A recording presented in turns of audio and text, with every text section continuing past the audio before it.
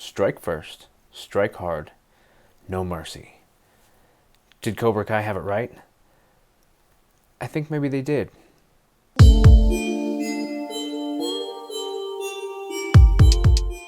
Hey, what's up? I'm Ken. This is kenfuTV. Every week, I release videos on the martial arts, training, philosophy, technique, that kind of stuff. And if that's what you're into, consider subscribing and hit the comments below on what kind of things you're into when it comes to the martial arts. We're back. Another week has passed. I'm still doing the jiu-jitsu challenge. I've done 900 as of today, 900 jiu-jitsu burpees, doing 50 a day. It's been trying lately. Initially, it was really exciting. Now it's like, I kind of really don't want to do that. Just don't feel like it. But you persevere, you do it anyway, right? Push ahead, never give up. At least that's what I was originally told that meant. I know there's been a lot of things that talk about alternatives and where that may have come from and all that, but I still choose to believe that one because, you know, that whole idea of in difficult times persevere, even if that's not what that actually means, that even if that's not what that represents, I like it. And so that's what it means to me. Anyway, did those again, did another 50 today. That puts me at day 18. So 900 of them have been done. I think that's crazy and I'm gonna keep going. I've seen the other day that the wooden dummy has shipped. So here soon, I'll be starting that series on working with the mukjang and just see how that all plays out. I'm excited to just be in the presence of one. I haven't done that yet. So even just to feel it, see what it's like, really, really excited to start exploring that and seeing how it applies to the karate and the eskrima. And you know, I'd like to spend some time on the Chinese side of it as well and learn the wooden dummy form a little bit and that sort of thing. Hopefully at some point find somebody who can impart knowledge, because following a video on how to do the movements doesn't necessarily mean you're doing them right. I believe that you should have a good teacher. And so hopefully I can find somebody nearby or somewhere that can help me understand a little better after I get it set up and get things going. If you know somebody good, especially in the Colorado, Wyoming area, let me know. That would be awesome. The study of the Chinte kata is going really well. I'll try to do some video soon of what it looks like right now. Having a good time. I'm gonna be working with my instructor here this week and in weeks going forward, working on that kata and going through it. So really excited to kind of continue that path. Like I said, gonna focus on that kata all year long. And so we'll see how that goes. As for some of my other goals, like the jiu-jitsu, like the movement and that kind of thing, continuing to work that, which is really good, but also been kind of changing things in my diet and my health, which is helping, right? Because if you don't have a good body, good health situation, it's hard to be fluid and move well. So that's kind of the idea, is making changes in my daily life to help me achieve the goals that I want to make. And I always encourage, if you've got goals, look for things that you can change that are not that particular goal, that are helping you get to that goal. And so that's what I'm trying to do. With the eskrima, we've had some really good classes lately, really big classes, and we'll be able to explore some of this stuff. And so that's keeping me motivated and encouraged and inspired on how I can continue to work towards my goals of better understanding that the range and the distance and the timing. We've been working a lot of footwork lately, and I think that that's helping me feel like I'm continuing to move towards that goal, which is really, really great and hopefully helpful to the people that are doing it with me. I hope they're enjoying it and getting a lot out of it. But anyway, that's kind of an update, what's been going on. Now let's go ahead and jump into today's video. So today, let's talk about preemption. Okay, so we'll go back to Cobra Kai. Right, so we all remember from the old Karate Kid movies and the new YouTube series, which if you haven't seen it, you should definitely watch it, because I think it was really, really good, and I can't wait for season 3. I'm super pumped. You know, the YouTube series actually kind of hinted at this idea, something that's pretty interesting, and I think if you're in the martial arts and have been for a while, then maybe you can pick up on kind of what's going on there, or possibly going on there, at least what I think is going on there. So here's the deal, their slogan, strike first, strike hard, no mercy. Sounds awful. You look at the whole original Karate Kid plot and the way that school is portrayed and the way Kreese is portrayed, and the whole deal is they're jerks, right? They're trained to just solve everything with their fists, go out and just strike first, right? But they're not necessarily taught that measure of control, when to be in control of those things. And so I've been doing a lot of thinking lately on one of the very first rules that you learn in karate. One of the dojo-kun taught in pretty much every karate school I've seen is KARATE ni sente nashi. And KARATE ni sente nashi translates roughly to there's no first strike in karate, there's no first attack in karate. Even the word sente actually refers kind of to initiative, and that's kind of an important component to what I'm talking about. So actually in the game Go, having sente means that you're the person in control, and that thereby the other person has gote, meaning they're responding to you. I think this concept's really important to understanding this idea and how this falls into place with the training. Because when you look at the old text, the old books, the old masters wrote, that kind of thing, they talk about Karate ni Sente Nashi, but they also talk about the fact that if you need to attack, you do it. You don't hesitate, you do it immediately, and you do it to the level that it needs to be done right then. Well, that doesn't sound like I don't strike first. When you look at it from the perspective of initiative, of taking initiative and setting something into motion, then it starts to become a little more clear. The idea of Karate ni Sente Nashi is about not starting things. It's about not being the jerk. It's about recognizing when a situation should be handled differently. And that does not mean that things won't happen to you, that people won't get in your face, they won't get riled up, they won't be having a bad day and be taken out on you, they won't be mad at you for some reason, they won't even just be trying to fight you, or attack you. It doesn't mean that. It just means that you should hold yourself accountable and in the decisions you make day to day, be trying not to create situations like that. Recognize that your words, your actions, your demeanor, your attitude, those traits have a way of affecting a situation.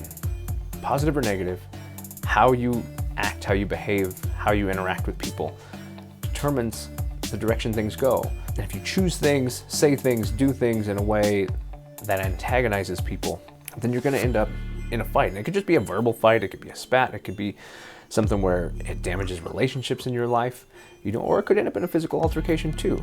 So you've got to pay attention to that. And so Karate ni Sente Nashi is really about doing that, about paying attention, choosing properly, and deciding I'm not gonna do that, and making decisions that de-escalate situations or encourage positive outcomes. And I think that's a really important thing for just good day-to-day interaction. The better you can encourage people, the better you can bring about a positive thing, the better life is for you and the people around you. When the people around you are happy, having success, and things are going really well, then your world is too. You live in that world. We live in this world together. When we help the people around us and we encourage positive things, then we create situations where good things happen. So now let's look at the idea of when that doesn't work. If you're in a situation where you can't affect positive change, you can't de-escalate somebody's anger and frustration, you can't stop a physical attack or something that's happening, and escape's not an option, because if it was, you should have already done it, then you have to make a change, you have to make a decision. Preemption. It's really important that you realize that Sente-Gote relationship. If they have Sente, they are controlling the situation, and you're in a position of Gote where you're reacting to them, then you never have the upper hand. In Go, the way that plays out is they get to make the good moves and you're defending them. You're making the move that makes up, that reacts to theirs, that tries to create a better situation out of what they gave you. Your goal in that situation in the game, the tactic that you want to deploy, is to make a move that handles that situation, but also moves you in a position of Sente where they have to react to you. So when you make that move into Sente, when you create a situation that the other person has to react to it, they have to address it, and they can't ignore it, then you start to get to make the changes. You get to decide where things go next. Fighting, a tactic in fighting, follows that exact scenario. So it's very plausible and encouraged, even in the old text and that sort of thing, that when that situation is there, when you are assessing what's going on, and you realize, I don't have a choice.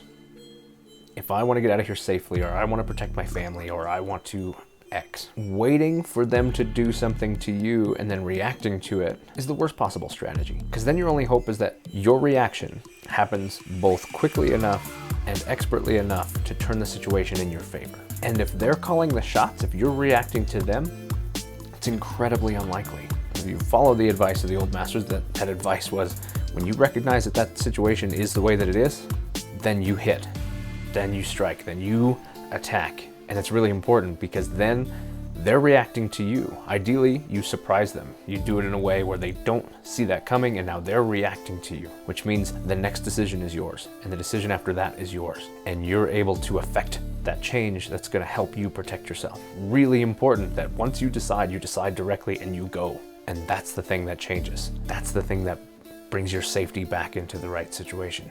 And you see it every day in law enforcement and that sort of thing. When that situation starts to go a certain way, and there's training for that, they take training for that. it's part of the process. Then they act. They have scenario-based responses that in this situation, I should start to make these changes, should address it in this way. You see somebody looking like they're reaching for a weapon, and the officer may draw and say, hey, let me see your hands. I know what you're doing. And they've got their weapon out just in case they need to do something. And that's really important because those seconds matter. If that person was grabbing a gun and they pull out and start shooting, that officer might be dead. So them waiting to go, well, I'm gonna see what happens before I pull this gun out, pretty much guarantees that they're in a bad situation. Okay, so they don't wait. They don't necessarily have to shoot yet, but they present the firearm so that they're ready. They've got the ability to choose quicker. They've got the ability to control time, which is hugely important in an altercation. We want the same thing. If it turns out I need to defend myself, then I need to put myself in a place where I can do so quickly and start changing that situation. So now when you start to look at the idea of strike first, strike hard, no mercy, you can kind of look at it as a corollary, KARATE ni sente nashi. There's no first strike in karate. But given a situation where there is no choice, strike first, strike hard, and give no mercy. That mercy should have already taken place. They deserved mercy before it came to be that you needed to do something. Once you need to do something, that mercy moment is over. So actually, I don't necessarily disagree with that philosophy. That philosophy actually kind of matches even what the old masters said, and even what is currently proven to be a strong tactic, a really, really encouraged method of dealing with these things. So let's look at the Karate Kid for a minute. Where did they go wrong then? If that's true, if this makes sense, then where did they go wrong? The place that they went wrong, and I think it's important to look at this, is it was bad teaching. It was bad instructing. The instructor took that and weaponized it in a bad way. And I've been thinking lately a lot about that in context with the show, but also just in just general context. As instructors, we have the ability to control a lot. Students believe what they hear from you. If they feel that you deserve their trust, then when you say things to them, they hear it. They do their best to apply it. And so there's a huge responsibility to make sure that when you're doing that, you're addressing it from a place that takes into the considerations the fact that people might misunderstand you, and you have that power, right? A bad teacher can create an army of bad people, but so can a good teacher. So I'll be interested to see in the show. I think Johnny's going the right way. I think he sees and understands the direction that things should go. At first it's like, you need to give her that slogan. Not just following that's just messing you up, but I don't think that's true. As long as you can build in the responsibility of when you follow that motto, when you strike first, when you strike hard, when there's no mercy. As long as you understand the when of that, I believe it's very valid. And I think it's something that we need to become comfortable with. There's an idea sometimes about caring for your fellow man, which I believe in. I believe you should. But done so at the wrong time, it could mean your life. It could mean the life of the people that you care about. So when that moment happens, you've got to be able to ramp it up to the appropriate level immediately. You can't wait. You can't just see what happens. You've got to work to control them right away. And this isn't me glorifying violence. This isn't me saying, go be violent. It means do everything you can to avoid those situations. Don't go places that those things happen if you can avoid it. Don't hang out with people that invite those kind of situations. Don't antagonize people or behave in a way that creates those situations. And if you find yourself in one, try to leave or de-escalate, whatever it takes. That's ideal. But if you can't, and you have to choose your life, then you have to choose it completely. You can't be wishy-washy. You've got to decide. You've got to go. You've got to strike first. You've got to strike hard. And in that moment, there can't be mercy. But recognize that moments pass. And that when that person is no longer a threat, mercy comes back on the table. It doesn't mean once you've decided no mercy that that's it. If you are able to hit someone or move someone or control someone to a point where they're done, they've stopped. They are no longer a threat to you. Well, you certainly don't continue to escalate force. You may even render aid, right? Hey, I didn't want to do that. Let me call an ambulance. You're not doing okay, or let me help you. You've got to weigh your safety when you make a decision like that to help somebody who just was in that place. Because you don't want to put yourself back in a place where that could happen again. But I think the moral imperative is if you have the ability to help someone, even if just a minute ago you had to hurt someone, I think you take it. I think that's important. What do you think? Do you agree?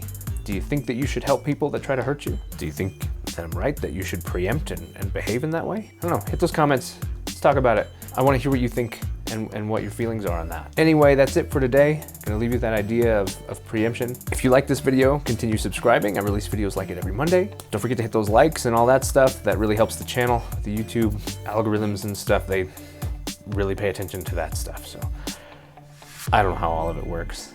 I'm just trying to put ideas out there. I'm just trying to share what I'm working on. But every bit counts, so I appreciate it.